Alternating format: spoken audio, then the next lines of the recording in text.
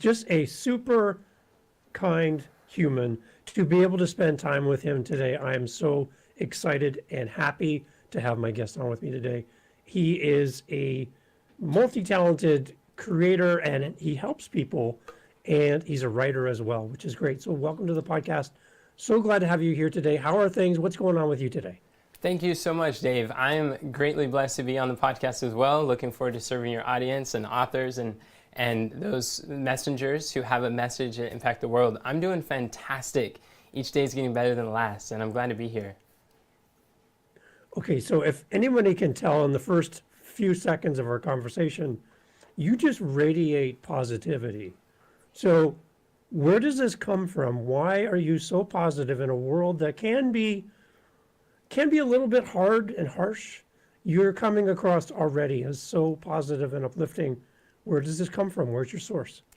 Well, to be honest, I really believe that an aimless life is a living death, and there's a lot of confusion and discouragement that comes when there's uncertainty, when we are unclear about, say, the future, what we're to do, or our mission, our reason to live. And I've done a lot of searching in my soul and my heart, and I've really found in the Word of God, in the Bible, to find answers that have helped me so much, and that has given me a drive and a purpose. And now it's like revived me, totally transformed my life. So now I'm able to go out and help others in the marketplace, and I love it. I love what I do, and I'm clear on where I'm going, and I'm clear on who I am uniquely equipped to serve. And I believe that there is something really special that happens when you can be in alignment with your assignments, and you really know that you're in that zone. And I feel it. I really believe that I am living my dream life, and it's just incredible. I get to wake up with gratitude to be able to help people to get their message out, because you're right. There's a lot of pain, there's a lot of hurting, there's a lot of people with uncertainty. And if you're listening to this, you're probably an author, or you want to be an author, and you have a message, you have solutions that could help bring that clarity and direction to others. And it just lights me up to see you getting your message out to others. And so I live for this. So I love being able to get on podcasts and share tips that can help others to get their message out to those who they are called to serve. And that's great. I love hearing you say that, because again, the audience is listening in. They're tuning into the Living the Next Chapter podcast because they get to listen to great guests like yourself come on and share your author journey and encourage people who are either thinking about writing a book or in the process, or maybe they've even released the book. And at any point in their writing career, they're living the next chapter of their life and their book and their writing process. So to have you on today is amazing. So take me back a little bit. In the earlier days, I'm looking on your website and a little bit about your background, where you struggled and you tried to find your place in this world. You tried a bunch of different things. You even fixed bicycles. So, hey, if I need a bike fixed, I'm going to come to you. But tell me a little bit about your search and your path to get to where you are. We celebrate arriving at a place where we feel like we found our purpose. But there had to be a point in your life when it wasn't really as clear for you what your purpose was.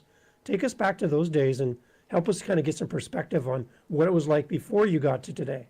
Yeah, most definitely. It's interesting that you were talking about fixing bicycles, because I don't recall, or I don't remember where I've published that before. But yeah, for sure, that was one of the business endeavors that I started. See, I've been an entrepreneur since I was 10 years old, and I knew at a young age that I really liked to help people.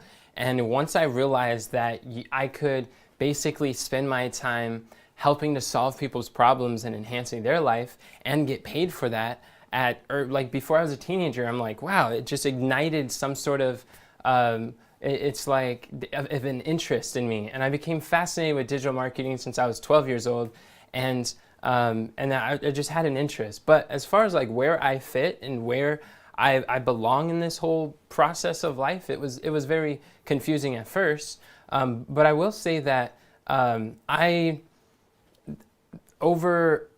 had over 15 failed business attempts, testing out a variety of different business models and offers and opportunities. But it was the 16th one that really took off, and when I was at a very low point, I was actually homeless, living in my car, and I was transitioning in between one endeavor with a business partner that didn't work out, and then the 16th business is where things changed, and that's where I was able to start a six-figure family business that has been able to help thousands of people around the world, and I've learned a lot through there. And when I really look back at what has been the major shift, the biggest step that moved that made the difference between the first 15 failures, quote unquote, to the 16th and the ones afterwards that really started to do so much better, it was finding the right mentor. And I found that almost every major advancement in my life, that I got better clarity, where I got better direction, where I learned skills so much faster. Even what started my professional speaking career when I was 17, and that was about 10 years ago, there was a mentor involved that helped me to learn the ropes, or to see the future that I have not walked yet, because they've been where I want to go. And because of that, I'm extremely passionate about mentorship, even to the point of like the book that I wrote is called I Want a Mentor, Now What Do I Do? And it's a best-selling book on Amazon under business consulting. And it's really showing authors, speakers, coaches, and other high-level entrepreneurs how they're able to meet master mentors to maximize those mentorships, whether it's a book, that's a form of mentorship, or a seminar, a course, a mastermind, and then how to master any skill in half the time. And I believe that a lot of the principles in this book is really a summation of what are some of the most life-transforming principles, both that I've applied in my business and in my life and relationships, that have helped me to go from just a lot of confusion, depressed from age 11 to 16, and not sure of what to do, or like what I can do, to really having much more clarity and purpose and drive and enjoyment for what I get to do. But it's a lot of the principles that are found here that helps to really turn people's lives around, which is why I'm excited to talk about it. So from your point of view, looking to mentors as you've been growing your business and growing you personally, and being a mentor yourself, what do you think is maybe a characteristic of a great mentor that just kind of, it makes it pretty obvious that this is somebody that I can work with or I can learn from? What makes a great mentor? That's a great question. And first, before I explain like what a great mentor is, I'd like to explain what is a mentor, just so we're on the same definition, because there's a lot of different ideas people get. For sure. When I say mentor, I would say like the Oxford definition is someone who is a trusted advisor. And it's just someone who you receive advice from. And it's someone who you trust to receive that guidance or instruction. So in a very broad kind of sense of the term is how I apply, whether that's through a book that you read, or whether it's a course that you go through, or it's an event you attend, like that's all a form of mentorship. Even podcasts, listening to podcasts could be a form of mentor. But one thing that I would say that is a great quality about what makes a great mentor is someone who is very interested in your success. Like one thing that I realized is there are, like when you're able to find scenarios where your mentor wins when you win, and you win when your mentor wins, when there's like win-win situations or connections or association, then there's so much that could be done. There's so much abundance that could be created for whatever the results or area is of that mentorship. And I find that when there is like a symbiotic or there's harmony with each other's objectives and success, then that's a really good recipe for something special, something really great. So the art of being a mentor, as a mentor, do you have to have everything figured out in life? You are at the top of the pinnacle of life and you've figured everything out. You're an expert on all things. You have all knowledge. You've experienced everything in life. Is that true? Or are you, as a mentor, still growing and learning even as you're mentoring others? Great question. And the truth of the matter is, there's no mentor that you're going to find that is perfect in every particular and perfect in every way. It just doesn't happen. One thing that I learned about this was I fell in love with teaching when I was in 7th grade. I found that in math, I struggled all throughout elementary with basic math, but when we started throwing in those letters in algebra, I was like, oh, this makes sense. It's kind of like a puzzle. I like this. And it was fun. But I noticed that a lot of my friends, my peers around me, they were struggling. And I didn't understand all the ins and outs of math, but I just shared with them the little pieces that I knew. And I found that they had epiphanies. They got it. They're like, oh, why didn't the teacher explain it this way? I'm like, well, they kind of did. That's how I learned it. But it's okay. We just kind of, if you didn't get it one way, you can get it another and then another until something clicks. And I liked it when things clicked for them. And I found that like teaching can be so helpful. But the truth is, how this ties in is that you don't have to like be a mathematician to share. If you know 4th grade math, you can teach 3rd graders how to do 3rd grade math. And whatever that is applied to your subject or topic, if you have an area that you're passionate about, you don't even have to so much be an expert as much as you can be an enthusiast. There's so many people who want to try to position themselves as having more expertise in what they really do. And you don't have to, like, there's so much pressure that's being put on being expert in this. And when really some of you who are getting started, it's best to just be an enthusiast. Say like, I'm really passionate about this subject and I love studying it. And if you are, if you're just one chapter ahead, you have so much to offer and you can help those. And a lot of times it is actually your failures, your vulnerabilities, the struggles that you have that people are able to relate with. And if they can't relate with you in your losses, they won't be able to rejoice with you in your successes. Otherwise, all the success just creates too much distance for people where they're like, I can't really relate because they're not like me. And so I find that it's not about finding the perfect mentor or being a perfect mentor. It's about being authentic to where we are and allowing people to relate where we are. And a lot of times it's easier to mentor someone, or it's easier to be mentored. A lot of students want to connect with someone who may be like 3 or 5 steps ahead of them rather than someone who's like 30, 50 steps ahead and they haven't been where I am in the last like 40 years. So they're so removed from me that they just seem unreachable. So a lot of people are positioned so perfectly to be a mentor that they wish they had when they were in some situation. So there's this, I don't even know where I got this from. So if I've stolen this, I fully admit that I don't know if I came up with this, but probably somebody much smarter than I came up with this. But for me, there's 3 people in my life that I'm looking for. I'm looking for somebody ahead of me that I can model after, I can learn from, I can grow from. Someone who's where I want to be. So that's number 1. The second person is somebody next to me that I can do life with. We're kind of on the same level in the same boat. We're kind of doing doing life together. And then the third person is maybe somebody who's looking behind me, who's looking to me as the example. And in that situation, I have 3 people now that I like to surround myself with. Who do you like to surround yourself with? And why is it important to have a mentor in your life? Yeah, that's a great question. And I fully agree with those 3 people to surround yourself with. In my book, I Want to Mentor, Now What Do I Do? I talk about how we would do well to be a student of those who are before us and a peer to those who are besides us and a mentor to those who are behind us. And it's a very similar concept. And I fully, wholeheartedly agree with that.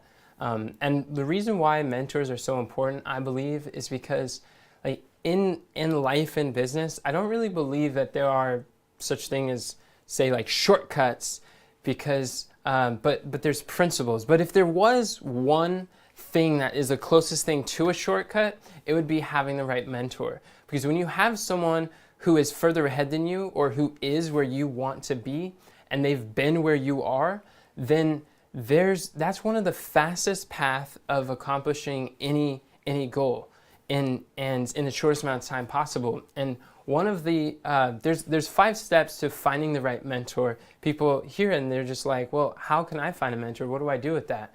And I'd say they're as simple as this. Number one, find someone who has the results, or actually, number one, get extremely clear and decide exactly what you want in life. Decide. When you have, again, an aimless life is a living death. If you don't have a vision, without a vision, the people perish, is what King Solomon says. So decide exactly what you want. Number two, find someone who has the results that you want. And number three, pay them whatever they charge to find out what they did. Many times you're going to have to pay in money, or you're going to have to pay in time. But whatever they charge, pay it, because it's going to be worth it. And number four is to do what they did.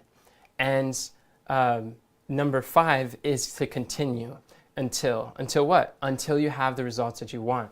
And when you follow these 5 steps to finding a mentor, it is one of the fastest ways to be able to collapse time frames, where you can learn in days what took others decades to learn. And I believe that a lot of the one resource that is so limited that so many of us are lacking today is time. It seems like time is going faster and faster as the days continue. But a mentor, whenever, like for instance, whenever I invest in a book, whenever I invest in a coaching program, I'm literally buying my time back at a discount, because I'm able to borrow or utilize some of the patterns that they've recognized, the experience that they have, and being able to avoid pitfalls that I would have made. Like those first 15 failed business attempts, I had all these pitfalls. But the 16th, when I got the right business mentor, my first millionaire mentor, that's when I started to realize what to focus on, what not to focus on, what matters and what's a pitfall, what's a distraction, and what's going to make real development. And I wouldn't have known all those things if it wasn't for having a mentor that's able to who's further along the journey that I want to travel in. And you're demonstrating that for anyone that's listening or watching today. So thank you for doing that, first of all, for allowing us to have time with you. So, tell me a little bit about the 15 times where you hit a wall, or things didn't go your way, or people would say failed, I guess, or learned. There's authors listening to this right now, and they've been told no. Maybe their book's not good enough. Maybe their writing's not good enough. People have turned them away and said, publishers have said, nope, that's not for us. And some people are thinking of just giving up. Like it's been 1, 2, 3 no's, and they're like, how do I push through all the no's to get to the point where I finally hear my first yes? And with your backstory, 15 times of no or not working out well, you could have given up at any point of those in that time frame, and we wouldn't be talking right now. So how do we encourage somebody to push through the no's to get to the yes? That's a great question. And it's a question that I often get at EnochLeffingwell.com. And the way that I answer that is in Proverbs 14:23, there's a verse, and it says, "In all labor there is profit." And I love that concept, because what it's really saying is all work works, that there's no such thing as work that doesn't work. And so many people are afraid of taking on a book, writing a book, or selling a book, or like writer's block. So many people are like, well, I don't know what to write because I have writer's block. You don't have writer's block. You're just afraid that if you write it, nobody's going to buy your book. No one's going to read your book. That's not writer's block. That's looking at the failure. But when we could realize that in all labor there's profit, all work works. There's 2 types of work. There's the work that it does for you. That's when you write the book, it becomes, let's say, maybe a bestseller if that's your goal. And so many people start to read it, you're impacting many people. That's the work that it does for you. And many people feel that if the work that they do doesn't work for them, that means it didn't work. But I would submit to you, if the work you do is not working for you, that means that it's working on you. And you have to allow the work to continue to work on you until you can become the person who your work can eventually work for you. But no matter what, in all work, there is a paycheck. In all work, there is profit. In all work, there is the benefit. It's impossible for it not to work. So when I coach entrepreneurs and authors and speakers, and one thing that I tell my students is, if you If you knew that you could not fail, what would you do? How would you show up if you knew that success was inevitable? How would you write your book? How would you create your website? Or how would you start to speak or give your talk if you knew that success was inevitable and the only option was to thrive? And then just start listing off, what are the different ways would you have more confidence? Would you make that phone call you've been procrastinating? Would you write and dedicate the time? Whatever it is, it's like, what would you do if you knew that you could not fail? And then go do that. And instead of asking the question, what if I do this work and it doesn't work? Change your question, because there's a concept I teach in my book. When you change your question, you change your life. And the quality of your life comes down to the quality of the questions that you have and ask. So instead of asking, what if I do all this work and it doesn't work? Start asking, how awesome is this going to be when this works? How life-changing will this be for me, for my family, for my readers when I write this book and it does work and it takes off and it impacts people's lives? When you change your question, it changes your focus, and that focus produces the feeling, and that feeling produces a function of encouragement and empowerment, and then you have the courage to take the action, and that action changes the fruit that you have. And when you change that question from what if this doesn't work to how amazing will this be when it does work, then a lot of those feelings of discouragement, of failure, of giving up, they start to just simply vanish away. They lose their power on you, because that feeling of giving up only exists when there's a certain pattern of focus, of asking questions, of looking at failure, looking at the previous mistakes, or looking at what's not working, and then feeling like, I don't have the resources to thrive. I don't have the time, I don't have the knowledge, I don't understand what to do, I can't do this, I've never done this before. And those patterns, instead, start looking at, what are all of the other previous things that have uniquely equipped you for such a time as this? Like, look for them, because what you focus on, you find. You will find what you look for. And those are some quick tips that I would suggest that could really help someone who may feel like giving up, or like this isn't for them.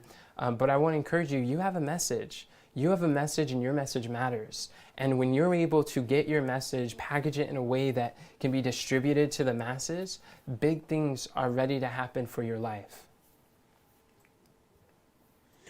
And the one thing I love that, by the way, that's so powerful. And that's a moment there, I think, where people need to like rewind, listen to that again, because that's amazing information right there.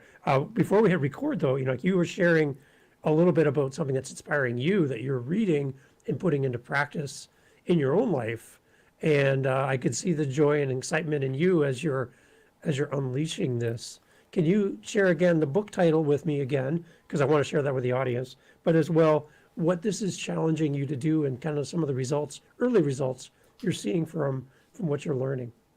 Absolutely. So the book, my mentor recommended that I read this book called Key Person of Influence, and by Daniel Priestley. And it's a book teaching people how to become the go-to person in their industry and become one of the most highly sought after and highly paid people in your industry. And so there's 5 points, but one of those points is about publishing. And when you're able to get your book, and when you publish your book, then what it was talking about is different reasons that a book can provide for you, and how to take your book, and it's like my book, and then convert it into blog articles. And with those blog articles, being able to submit that to some of the top magazines or articles or publications in whatever industry of your category. And in this, so that's basically what I'm doing. The assignment was to take your book, and each chapter could become a blog article, and to start with at least 10 before reaching out to some of these larger publications, so you can be seen featured in media. Like for me, it'd be like Forbes magazine or Entrepreneur or Success magazine. Some of these have some of the target audience I want to reach, and so that's what I'm doing. And I've been working on it. I'm excited because it's like the example of that mentorship from the Key Person of Influence book gave me one little nugget, and from there has spurred on where I've been able to take the first, just the first section of my book, which is the first 4 chapters. I was able to turn into 14 blog articles, and in just about like 3-4 hours. Like it wasn't even that long, and just being able to pump those out so quickly, I'm like, wow, because it's less about writing from scratch, and it's more about repurposing the content in the book. And that has been such a powerful takeaway for me. And I really believe that we could always be learning. And that book is great for authors of any kind.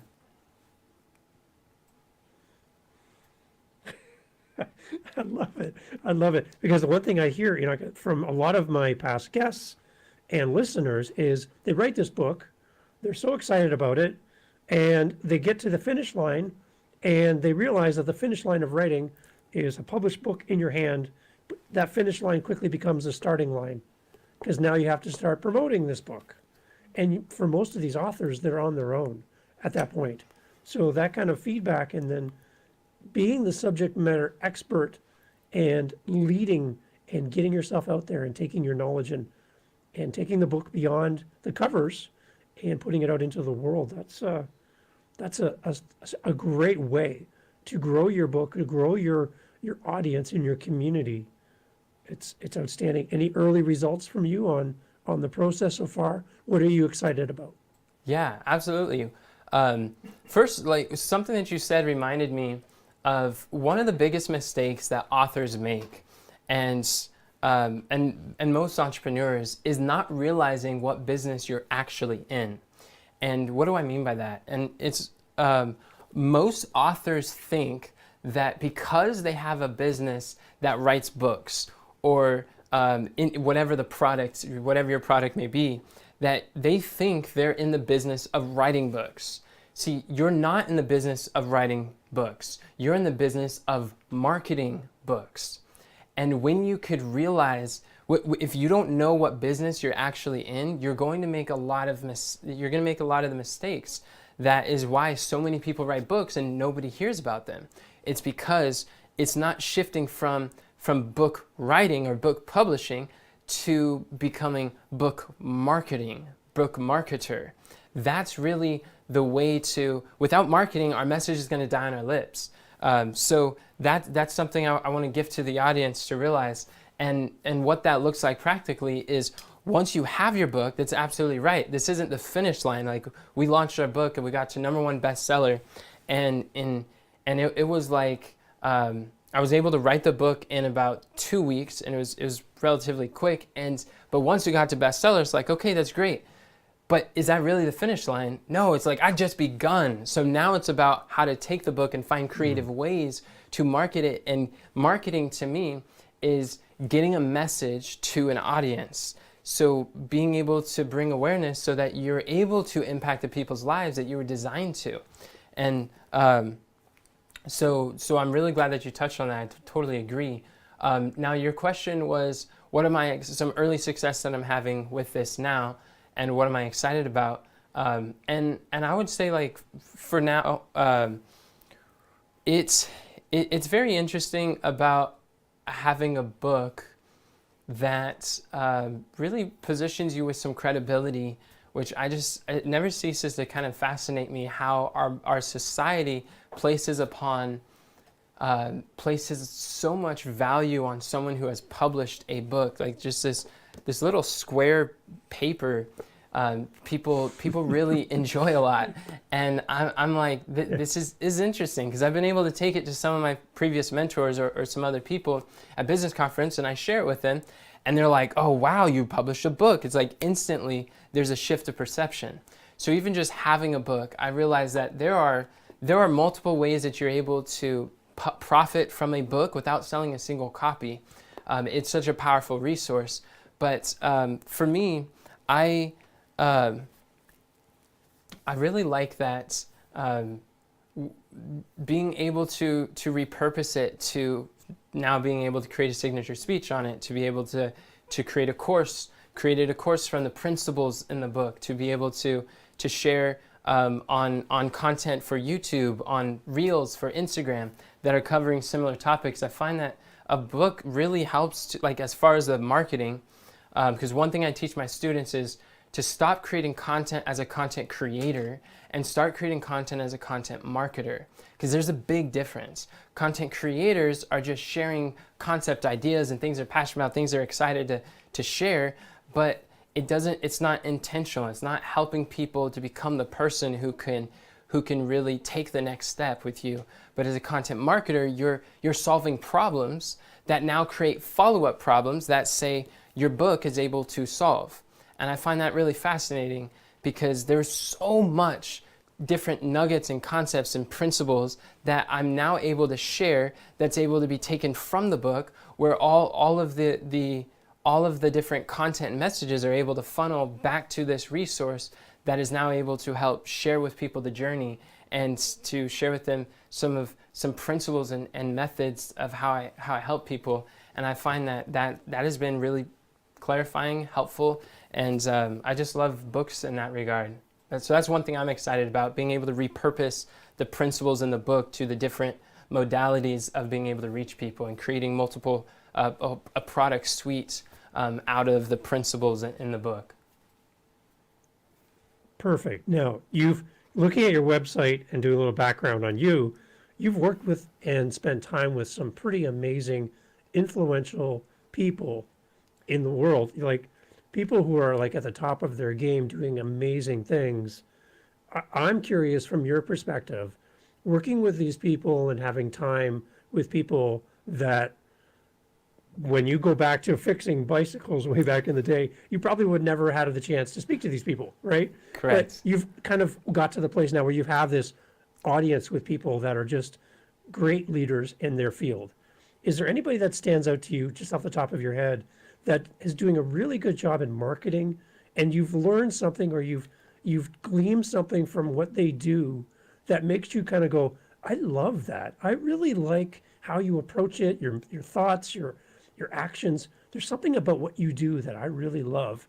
Does anybody kind of stand out to you that you've crossed paths with recently or in your past that kind of just spark some creativity for you? Yeah, most definitely. I would say that there's two people who really spark creativity for me, that they do something that I love.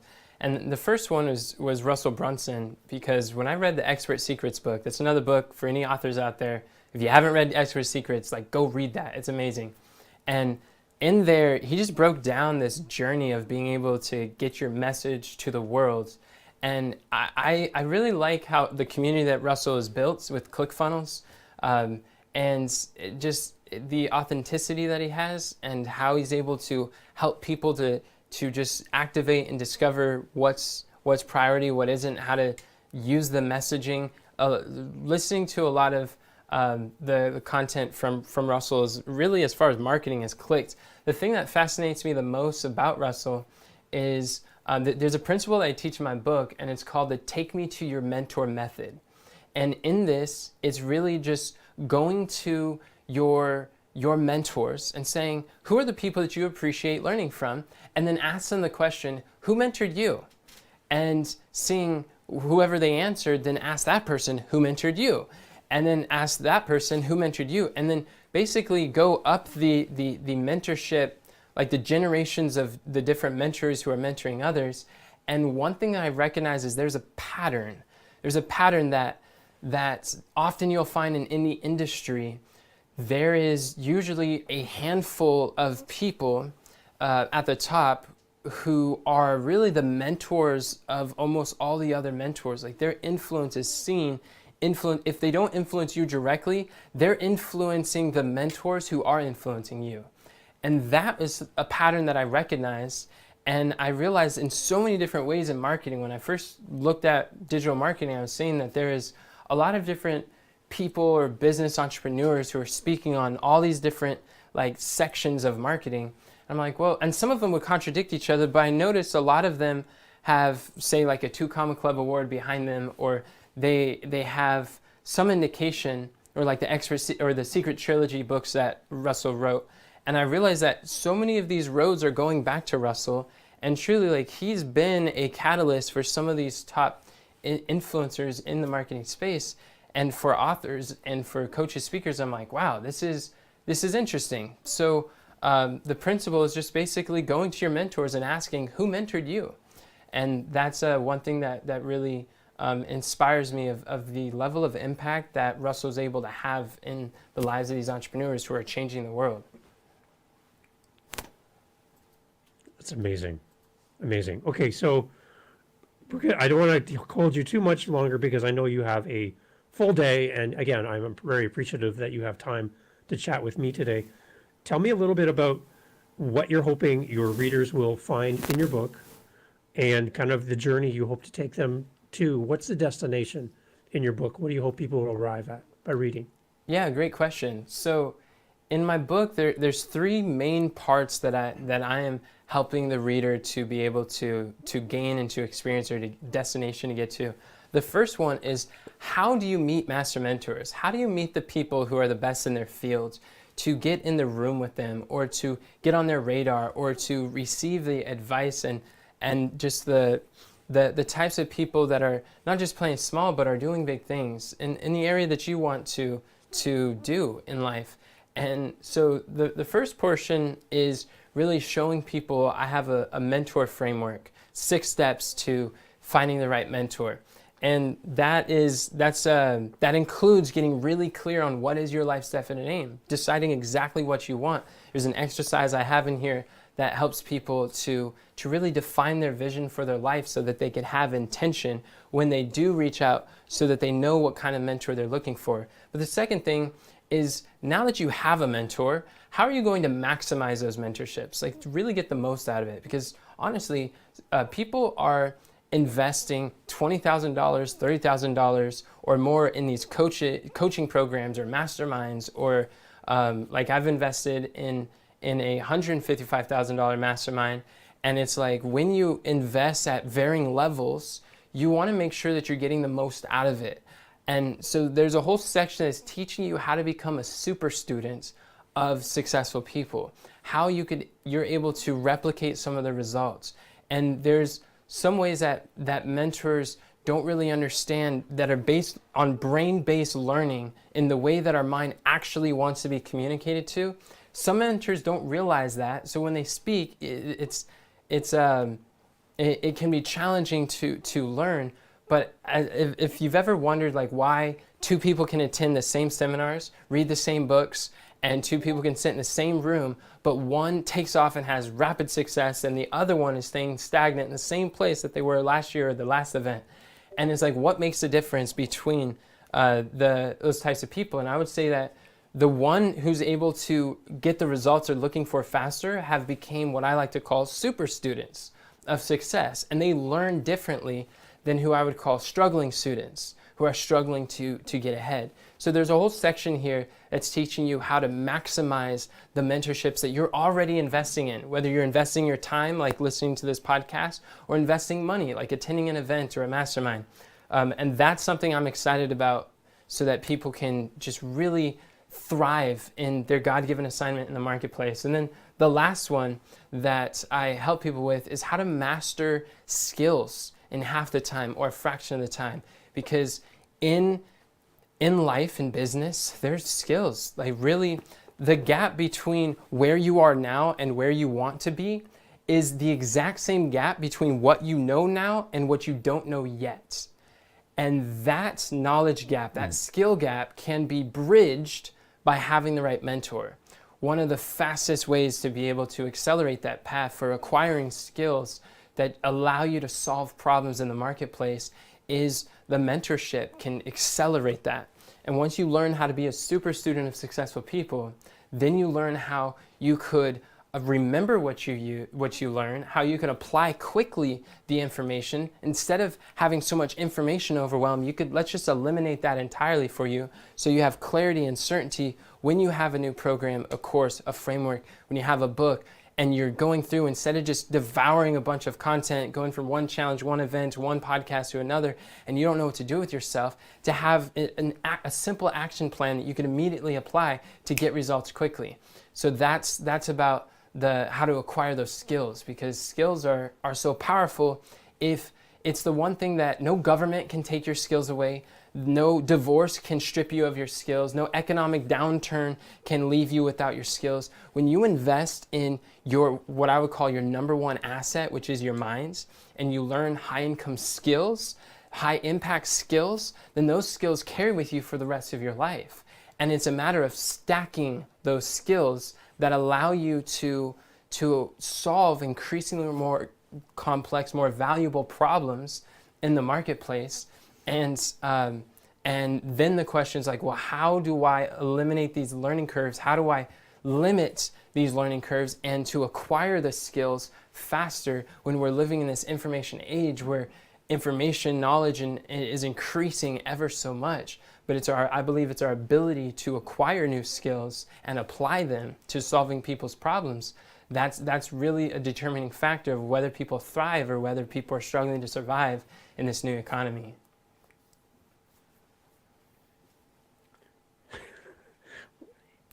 Can we just do like this podcast for the rest of the week and just keep talking? Because like you're just sharing so much stuff. I love this. This is amazing. Okay, so I have a question for you that I wanted to save for the end. But before I do that, how does everybody find you? Where are you most active online so that people can continue the conversation with you? Because I can anticipate people are going to want to speak with you and be in touch with you. How do we do that, first of all, before I jump to my last question? Yeah, well, if you want to grab a copy of my best-selling book, I Want to Mentor Now, What Do I Do? The best way is to go to the website, iwantamentorbook.com, and you can get access to the content in this book, iwantamentorbook.com. That's the best way to get the book. And the best way to contact me is to go to the website. It's my name, EnochLeffingwell.com. And when you go to EnochLeffingwell.com, you'll be able to see there's a section where it says connect with me. I'm active on Instagram, Facebook, on YouTube. I regularly produce content on TikTok. Wherever you like to consume content, you can connect with me there and really reach out to me. I love speaking. I love meeting new people. I love speaking with authors. People have a message. If you believe that your heart is stirred, that you want to get your message out, and you see a problem that you can solve, and you would like to further a conversation or to look into some other trainings that I have, just go to EnochLeffingwell.com, connect with me on social media, and there's some resources there that could really help you out. And definitely grab a copy of the book so that you could accelerate that learning curve. Okay, that's great, Enoch. Thank you. And so my question to kind of end off is something I've been reading about is like junior employees coming into the workspace, younger than their bosses, younger than their supervisors, younger than the founding members of the company. And the whole idea around reverse mentoring. Your thoughts kind of on that as a new generation comes into the workforce, how does reverse mentoring kind of play out? And maybe what's an advantage to reverse mentoring? Could you define for me real quick what reverse mentoring is? So that would just be something along the lines of a junior employee possibly coming in, and maybe they're really, really good in, say, social media, and the company's not doing social media.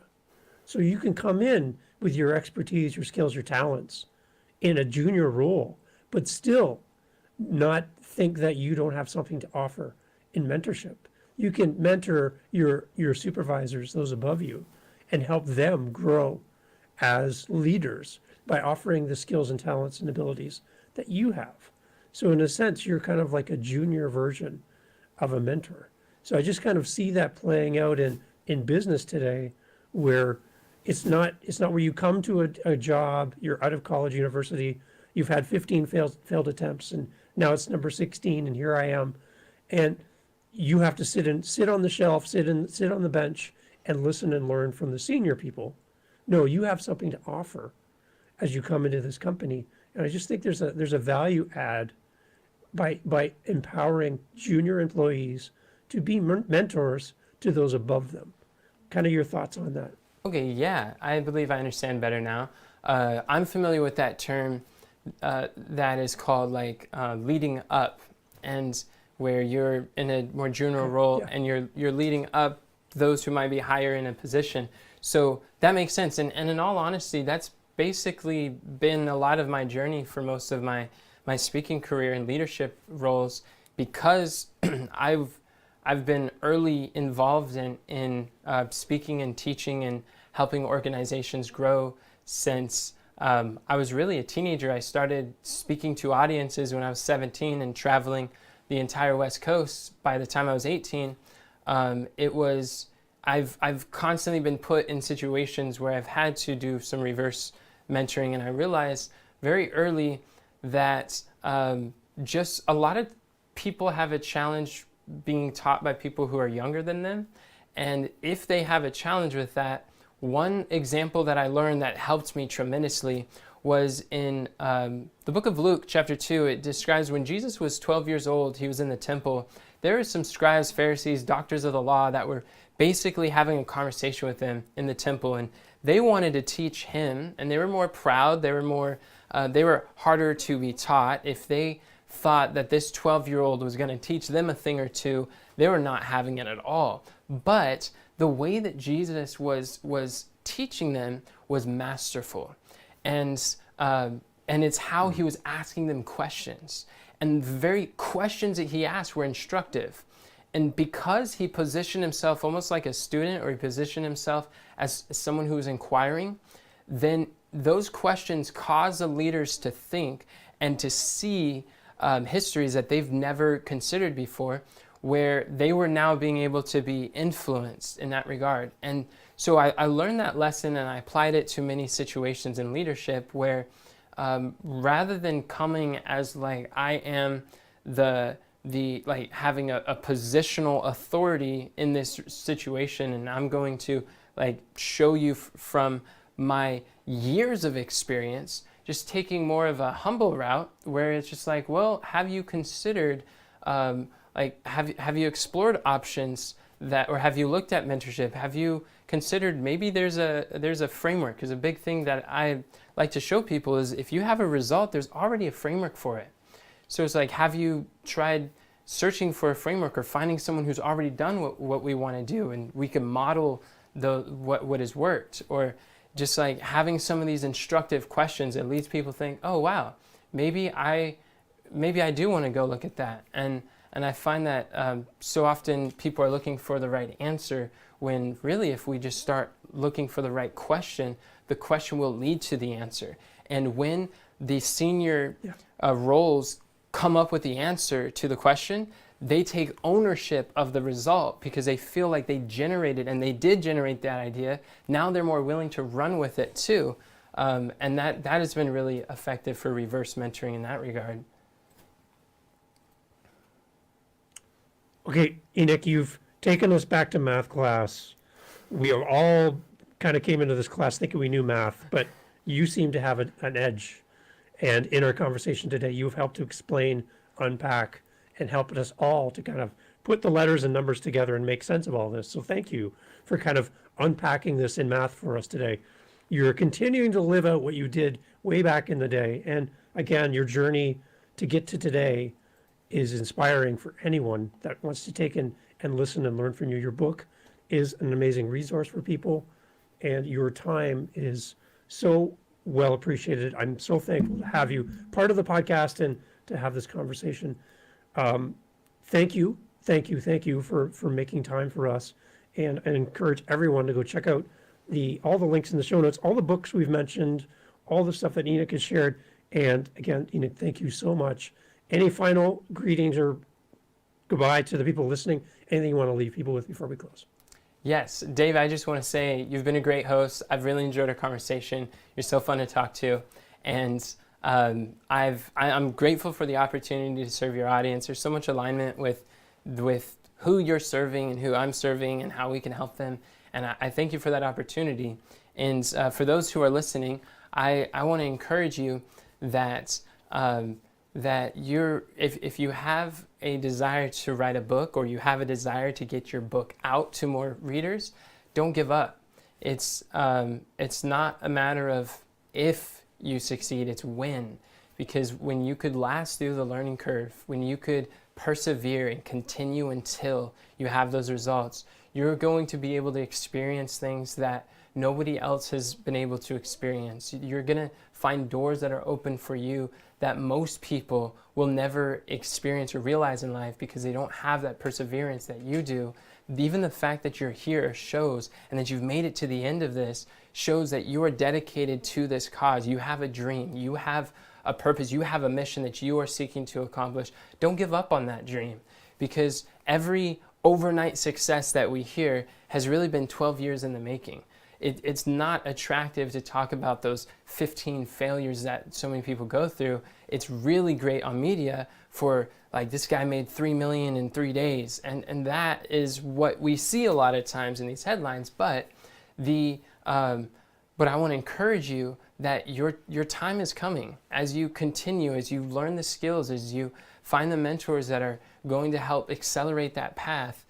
Don't give up, because your message matters, and you have a solution that the world needs today more than ever before. And I just thank you for your time in listening to this, and I'm glad that we can be here to serve you and support you on your authorship journey. Enoch, you're living out a biblical principle that I want to close off with. There's a passage that talks about, don't let anyone look down on you because you're young or inexperienced or whatever. Don't let anyone look down on you because you're young, but set an example. And I think that's exactly what you're doing. And even though there might be people that are older than you or further down the road, you're setting an example. And you're doing that here with us. You're doing that through what you're doing with your book and all of the great things you're up to. Continue doing that, because that's going to bring value to many people. And thank you for being part of the podcast. Thank you, Dave. I appreciate it. Awesome.